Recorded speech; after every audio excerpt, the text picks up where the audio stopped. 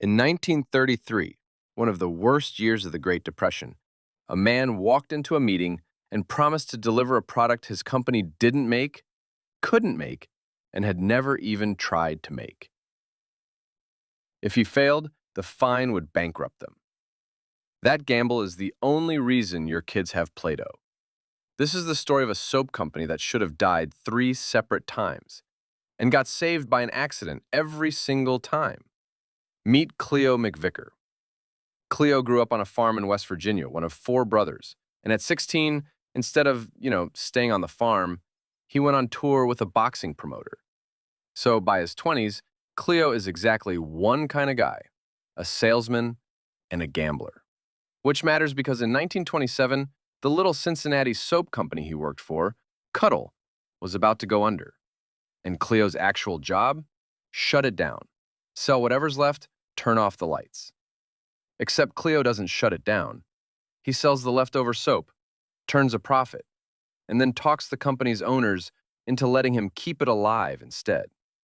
Then he brings in his brother Noah to run the plant. Cleo sells, Noah builds. And for a few years, they scrape by. And then comes the meeting. 1933. Cleo's sitting with the Kroger grocery chain, and they ask him, "Do you make wallpaper cleaner?" Now, Kutol does not make wallpaper cleaner, has never made wallpaper cleaner. Cleo says, "Absolutely." Why did Kroger even want it? Because back then, homes were heated with coal, and coal coated the walls in greasy black soot. And you couldn't just scrub old wallpaper with water. It'd fall apart. So Kroger places the order, 15,000 cases, with a catch. If Kutol doesn't deliver on time, a $5,000 fine. That's about $90,000 today. And Kutol did not have $90,000. This single deal could end the company. So Cleo goes back to Noah and basically says, "So I need you to invent something. Fast." Here's the part most people get wrong. Noah didn't invent it from nothing. Wallpaper cleaner recipes already existed in magazines, in old druggist guides. Flour, water, salt, a bit of know-how. Noah just figured out a good one. A soft, squishy, doughy putty. You'd roll it over the dirty wallpaper, it'd grab the soot, and the wall came clean, without tearing. The bluff worked. Kutol delivered. And over the next 20 years, they become the biggest wallpaper cleaning company in the world. Company saved, time number 1.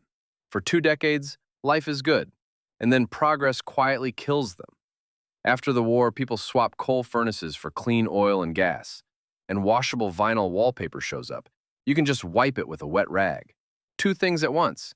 No more soot, and wallpaper you could finally just wash. Nobody needs Kutol's putty anymore. Sales fall off a cliff. And then it gets worse. In 1949, Cleo, the gambler who saved the company, dies in a plane crash. The company passes to his widow, Irma, and Irma makes a quiet decision that ends up mattering enormously. She hires her son Joe to try and save it. Joe inherits a soap company that makes a product the world no longer wants. Time number 2. Kutol is dying again.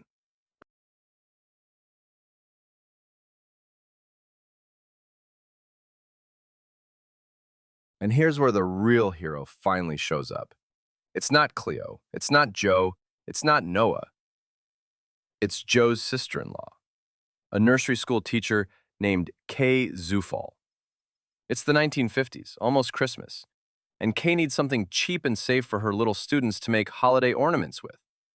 And she reads an article about how, of all things, wallpaper cleaner can be molded like clay. She remembers her brother-in-law sells exactly that.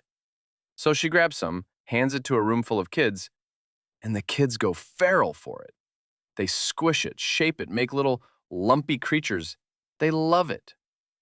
So Kay calls Joe and tells him the thing that saves the company. "You're not selling cleaner. You're selling a toy." Joe actually drives out to her school to see it himself, and he's convinced. The genius part? They barely change anything. Same goo, same factory, same machines. They pull out the detergent, add an almond scent, add color, and stop calling it cleaner. Oh, and the name? Play-Doh. That was Kay and her husband Robert, too. In 1956, they launch it.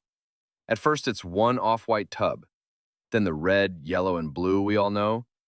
But here's what actually made it explode. A deal with a TV show. Captain Kangaroo, one of the biggest kids shows in America, agreed to feature Play-Doh twice a week in exchange for 2% of all sales. It worked. By 1964, they sold 1 million cans in a single year. The little soap company that was supposed to die back in 1927 had become one of the most famous toys on Earth. Time number 3, saved. So next time you smell that weird Play-Doh smell, that's the smell of a company that refused to die. A gambler's bluff, a recipe from an old magazine, a widow who hired her son, and a kindergarten teacher who looked at a tub of wallpaper cleaner and saw a toy. Kay Zufall never got rich off Play-Doh, but every kid for the last 70 years has been playing with her idea and had no clue. Now you do. Gotta wait. That's how that started? Company in your head? Drop it below. Might be the next one.